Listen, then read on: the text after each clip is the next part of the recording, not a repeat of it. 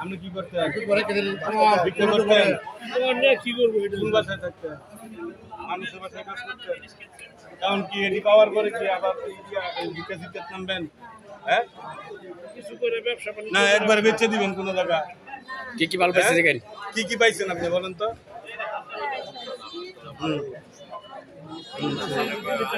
আপনার কি মনে হয় যে এটি পাই আপনি ব্যবসা করে খাইতে পারবেন? খুশি আপনি?